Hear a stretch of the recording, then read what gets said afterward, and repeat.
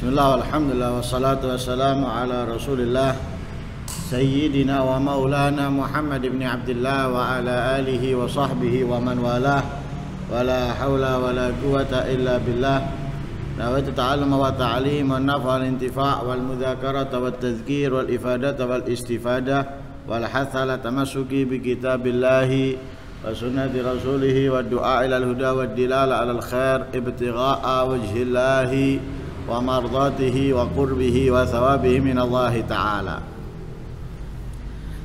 Telah kita membahas tentang membaca Fatihah dan surat dalam sholat. Kali ini membahas tentang orang yang tidak mampu membaca Fatihah.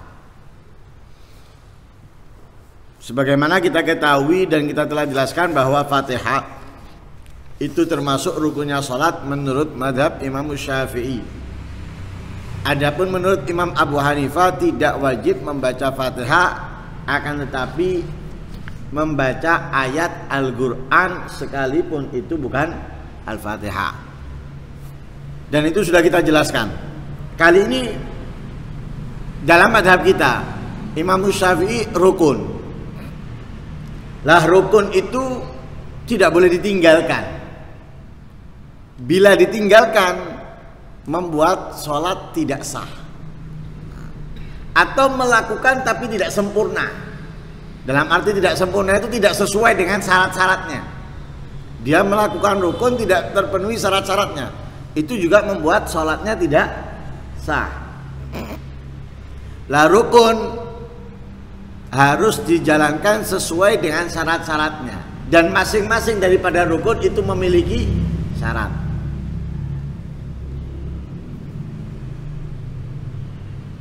Membaca Fatihah rukunnya sholat dan memiliki syarat. Takbiratul ihram rukunnya Fatihah, rukunnya sholat dan memiliki syarat-syarat. Rukunnya sholat memiliki syarat-syarat. I'tidal rukunnya sholat memiliki syarat-syarat. Sujud dan yang lain sebagainya, masing-masing daripada rukun itu memiliki syarat. Lah bila orang menjalankan rukun sholat tapi tidak terpenuhi syaratnya, maka tidak sah sholatnya. Bukan hanya sekedar terlihat menjalankan tapi tidak terpenuhi syaratnya, nggak sah. Nah, akan tetapi ada kalanya rukun sholat tidak mampu dikerjakan oleh orang-orang tertentu, tapi kewajiban sholat tetap harus dia jalankan. Bagaimana? Nah, diaturkan pengganti bagi orang yang tidak bisa menjalankan rukun. Takbiratul ihram harus menggunakan bahasa Arab dengan dua lafaz, yaitu Allah dan Akbar. Tapi bila ada orang tidak mampu melafazkan takbiratul ihram dengan bahasa Arab, yang pertama diwajibkan bagi dia untuk belajar. Tapi kalau waktunya mepet, maka ia menggantinya. Nah, di sini syariat sudah menyiapkan gantinya. Apa gantinya? Gantinya menerjemahkan dengan bahasanya dari Allahu Akbar. Nah, disiapkan gantinya. Begitu juga rukun-rukun yang lainnya. Wajib berdiri bagi yang mampu. Nggak mampu berdiri, syariat sudah menyiapkan ganti berdiri, duduk. Nanti nggak mampu duduk, berbaring sampai terlentang dan yang lain sebagainya. Sama dengan Fatihah. Baca Fatihah wajib, rukun, tidak boleh ditinggalkan. Tapi bagi yang mampu. Yang nggak mampu gimana? Nah, garis besarnya gini, orang baca Fatihah rukun, ada orang yang harus menjalankan tapi nggak hafal, atau ada orang nggak hafal tapi bisa membaca, maka wajib bagi dia membaca dengan membawa. Nggak hafal dia tapi bisa membaca, ya dia membawa. untuk membaca. Bismillahirrahmanirrahim. Alhamdulillahirabbil alamin. Arrahmanirrahim. Kenapa? Dia mampu membaca tapi nggak hafal. Maka dia tetap wajib membaca Fatihah dengan membaca. Nggak bisa membaca, nggak hafal nggak bisa membaca. Gimana? Ada nggak yang bisa menuntunnya? Entah anaknya, entah istrinya, atau orang lain menuntun dia untuk membaca Fatihah. Bismillahirrahmanirrahim, dia ngikuti. Bismillahirrahmanirrahim. Alhamdulillahirabbil alamin, dia ngikuti. Alhamdulillahirabbil alamin.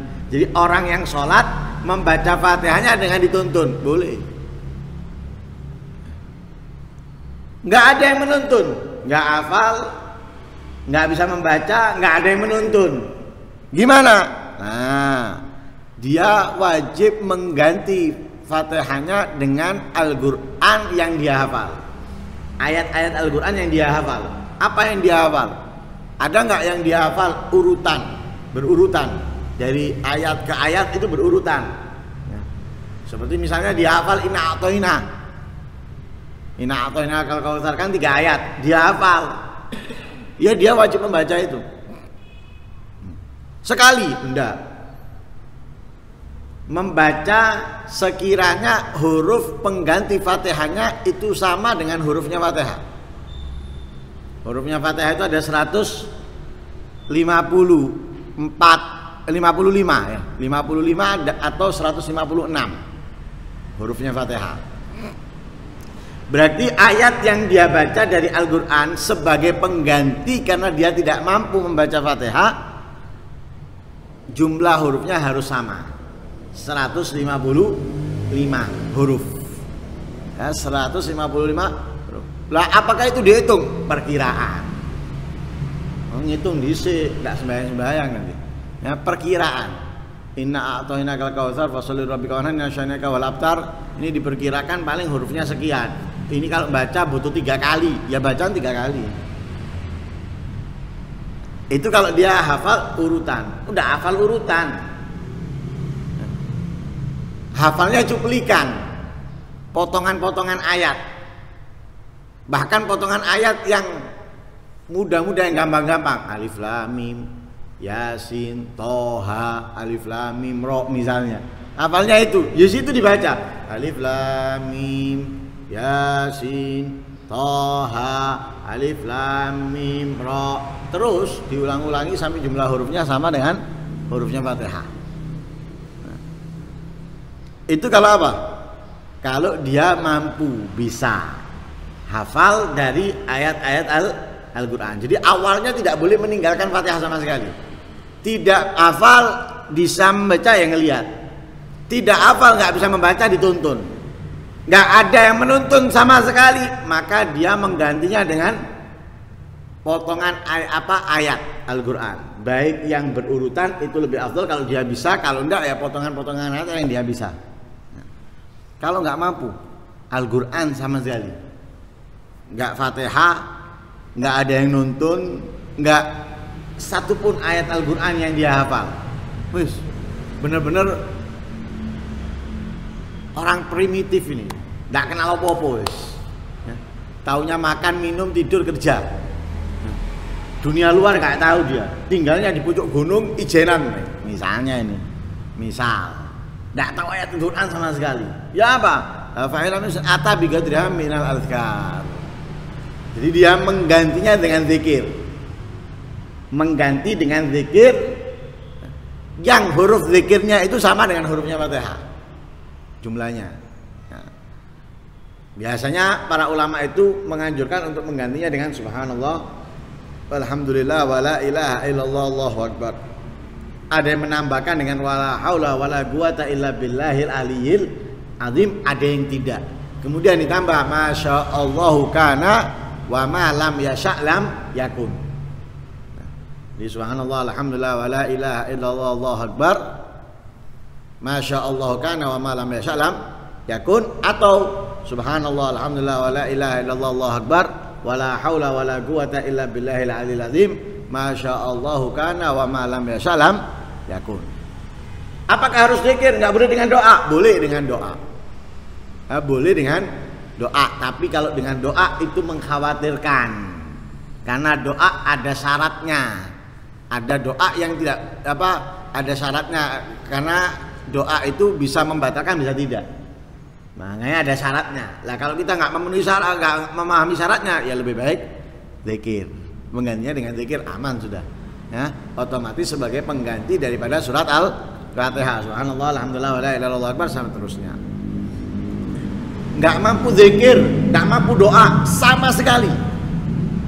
Sama sekali misalnya. Wis ini berarti nemen. Mau zikir sama sekali nggak tahu. Dengan segala macamnya zikir, ya apa? Berhenti diam. Jadi bukan berarti karena nggak bisa apapun Allah Akbar langsung ruku, enggak.